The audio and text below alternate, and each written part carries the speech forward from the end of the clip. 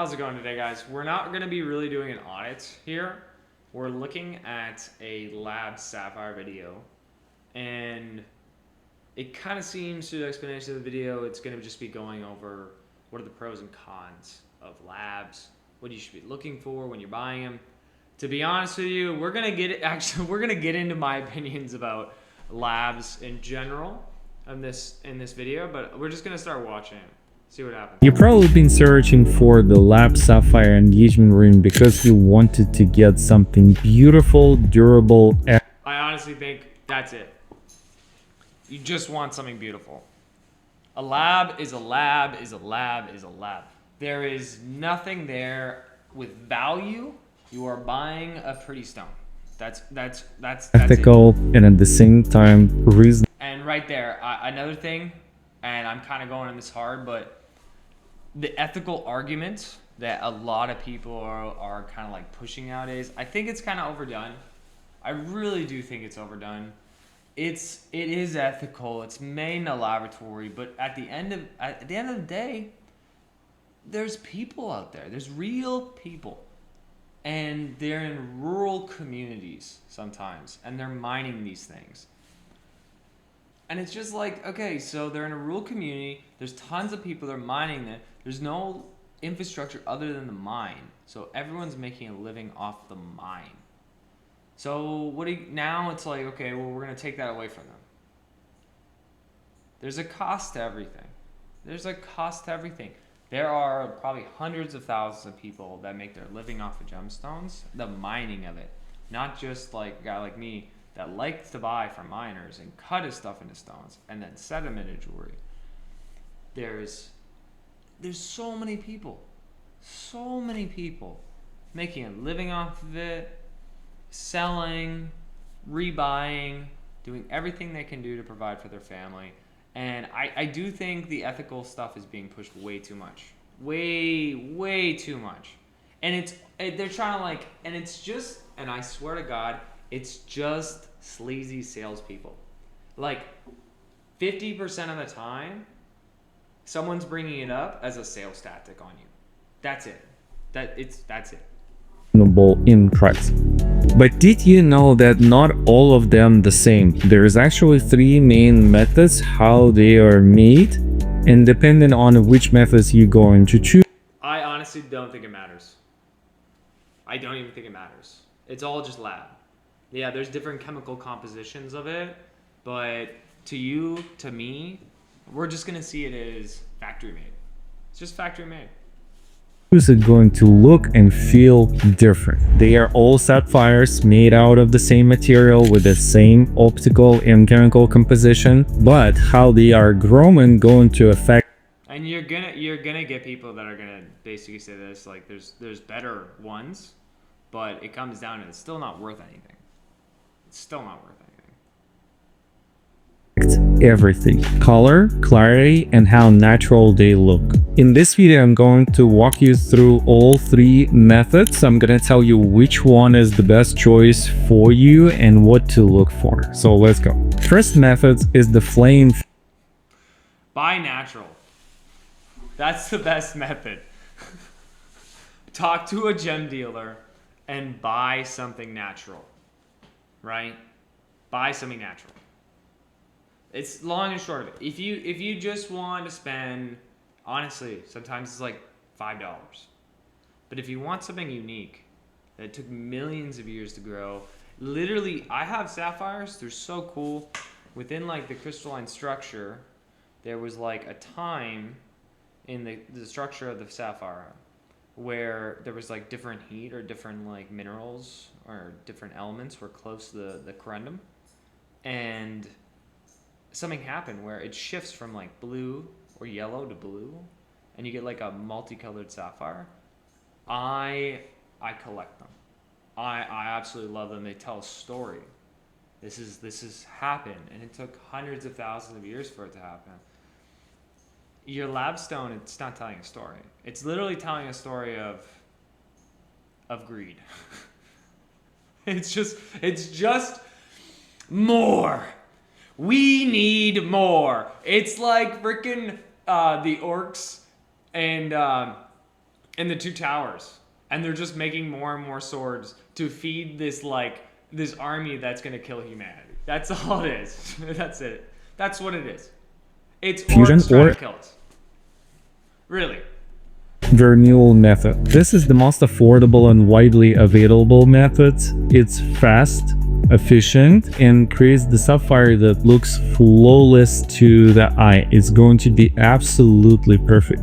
No inclusion, no difference in color, absolutely nothing. But here's the trade-off. Under the magnification, you might see some curved lines or little. You're never gonna see this. You're never gonna see it. Like, you're buying it, you're never gonna see it. You're never looking at a microscope. Doesn't matter. Bubbles that don't exist in a natural stone. Flame Fusion sapphires sparkle beautiful. They can sometimes look a little bit too perfect or synthetic.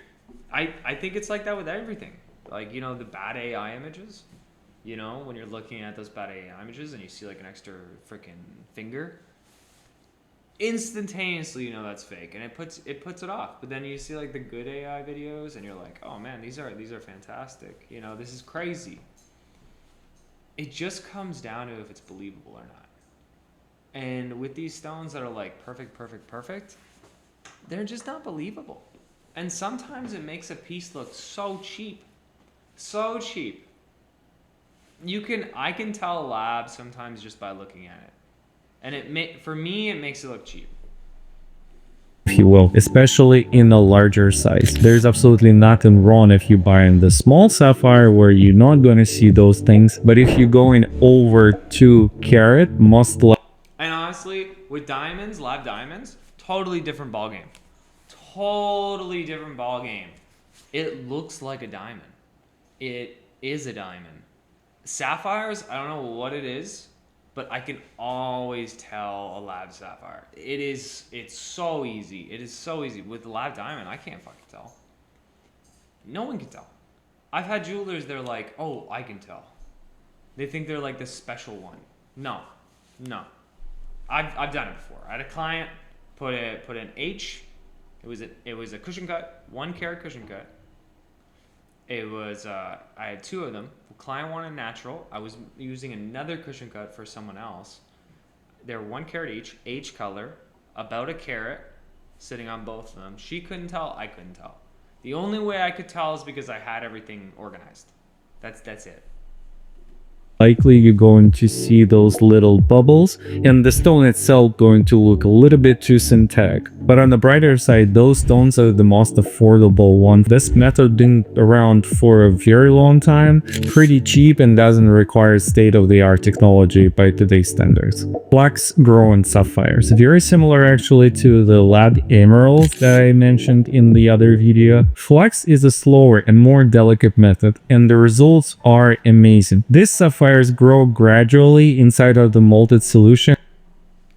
The results are amazing for something that's just grown. It's like, what more do you want? What more are you expecting the results to be? They need to be perfect.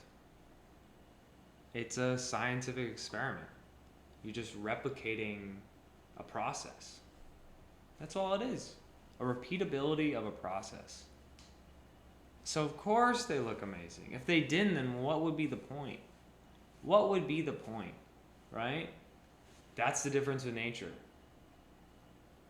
It's beautiful because of the randomness. It's the idea that there's the scarcity of that color composition. You know, and it's not just the scarcity thing. It also has to do with, like, it is just a beautiful stone. It is just a beautiful stone. And they often develop soft, natural looking pattern like. One sec, my chihuahuas. There it is. There it is. Come on. Come here. Come here. Come here. Alright. We got Caesar right here. The man of the house. He's the one, the guard, the security guard. And we got Oppo, the lady, the beautiful one, pretty girl. But these two guys, they cause all the problems. They're basically the solution to all my problems in life, and they've made me a better man. They have made me a better man. I never had dogs. Growing up, I was deprived of dogs, and these little guys came into my life, and I'm so happy. Okay, let's go. Let's go. Come on, go. Get out of there. Get. That's right. Right, there's my doggies.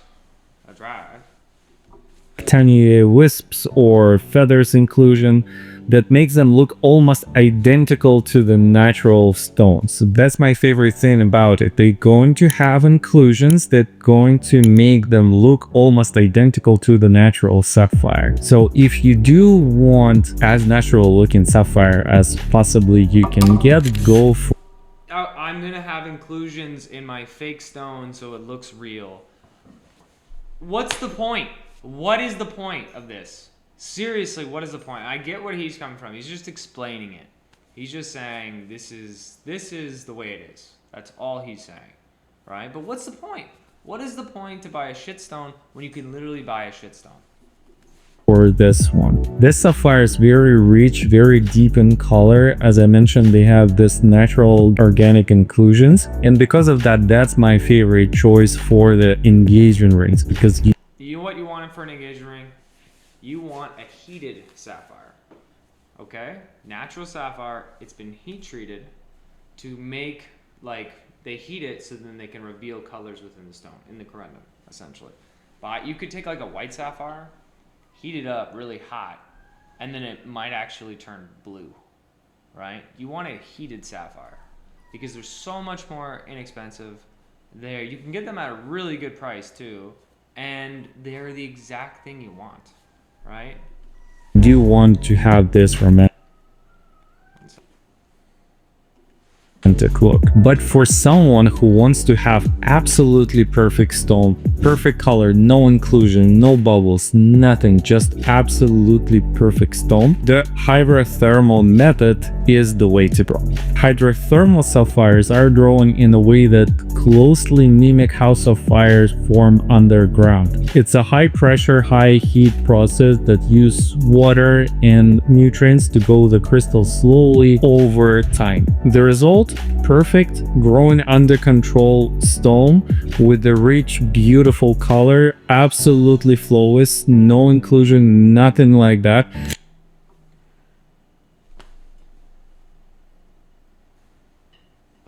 Okay. Yeah. It's all for the end consumer. This is all for the ethical stuff. 50% of it's a sales tactic. You want a sapphire with you want sapphires with inclusions in them that aren't real?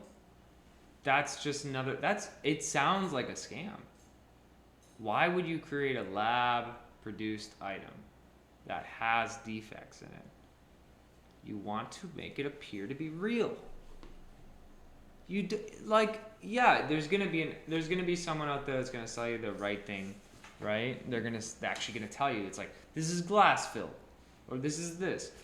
But at the end of the day, the reason why they produce these things, I'm gonna be honest with you, I think it's just to scam people. Why produce something with faults in it if you're not trying to reproduce what it should look like, so then you can get people to think that's what it is? It's a scam. And then you have this. Oh, perfect sapphire. You can't even hardly even tell. I bet, like, I'm gonna bet you're gonna find a bunch of these at your gem shows, at different markets, and these are the things that people are gonna be pushing as real. It's legit. It's legit. It's just for someone who really wants to have absolutely perfect stone. Who is going to choose this stone? First of all, someone who really wants to have a clear stone. There's plenty of customers like that who say right at the beginning they don't want to have any inclusion in the stone whatsoever. They want it to be perfect. It's for someone who doesn't try to pretend that their lab sapphire is natural. And for someone who goes for a minimalistic look, that's exactly what they need. They need luck. Just like you said, it's just for the end consumer.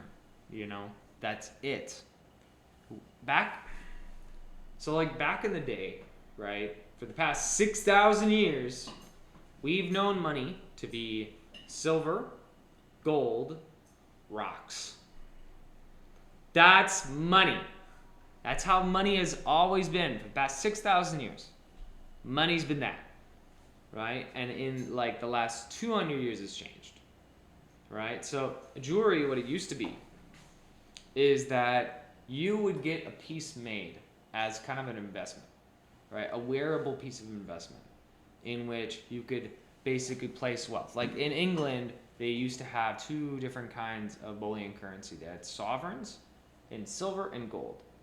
And gold was a way to actually put your money into it, and it would be easier to carry around large amounts of wealth in gold. Silver was like you're walking in day cash. You just spend stuff. And then gemstones was like this really high-end form where you could sink a lot of money into.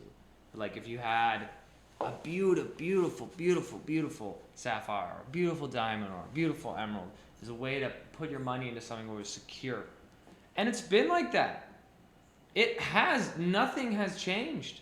Nothing has changed. If you have a beautiful Colombian emerald and you bought this 100 years ago, you would be making bank on your investment. It would have only gone up and up and up. Look at silver right now. Silver, when I started buying silver, this is 3,000 years ago, back in the dark ages, right? I was buying it for like $18, $15 an ounce. Okay? Now it's $87 an ounce Canadian. Shit, all the stuff I've bought has gone up like 4 times. This is how these things work, and people have forgotten it. It's coming back now where people are starting to get back into the rhythm of things, and they're starting to realize like, oh my God, gold's gone up $3,000 in the past year. Why didn't I own any? I had a lot of money on the stock market, and it was accruing, like I was making money. But if I would have had it, did all my investments 4x? You know what I mean? Did they all 4x? Because if I just had a little bit of my savings in metal, like silver, it would have 4x'd. But the thing is, that's the thing. It's like, if you want a real piece of jewelry and you want to put your money into something, I think you should do it. And you're going to come out a winner in the long term. You just got to be smart about how you're spending your money. Don't just go to any jeweler and expect them to give you a good sapphire. It sucks that I actually have to say that, but you have to do your research. You really do. Large open window emerald, let's say, with no inclusion in it. That's the stone for now. Let me summarize here for you. If you are on a very tight budget, but at the same time you want your stone to spark and have a very natural color, and I'm playing it real here. If you're on a super tight budget for jewelry, I shouldn't even be saying this, but I'm gonna say it. You shouldn't be buying jewelry. If you don't have the money to buy jewelry, don't buy jewelry. Seriously. And I know it's like shooting my own foot, because I make jewelry. I'm a small business owner. I need people to buy things for me. And I want to make money and I want to live good, but if you don't have enough to buy it, I bought some sapphires, okay? I bought a Marquise sapphire, blue sapphire. It was a multicolored sapphire, blue, yellow. Right? It was a nice Marquise. It was about a half carat. I bought that for like $80. It's a nice sapphire. Real, natural, no heat. You can get deals. You just gotta look. need on mind the inclusion that is not visible with the naked eye. Anyway, you're going for a flame fusion method. If you're looking for a natural stone, the one that looks as natural as possible, that the flux method is for you. And if you love rich, clean color and you are a perfectionist, then hydrothermal method is for you. When we making engagement rings, we're working with all 3 of them. Very simply, the first method is for someone who... I think it's done, guys. I honestly think it's done. It's really simple. If you want a pretty stone with no inclusions into it and you just want it to be on your finger to look nice, do it. that's fine.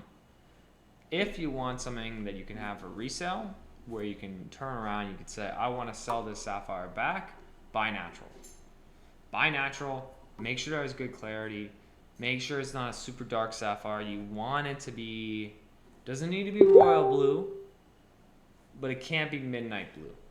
It needs to be in between, right? We're looking for a very particular type of blue when it comes to blue sapphires when they have value, right? So this video is just, it's a way to explain to people what labs are out there.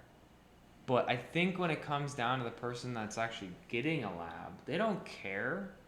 They don't care at all. They just want it to be that blue that everybody loves. That's it, right? So I'm probably missing the whole point of this video. In the first place, I'm not the target audience, but simultaneously, I think you should buy natural.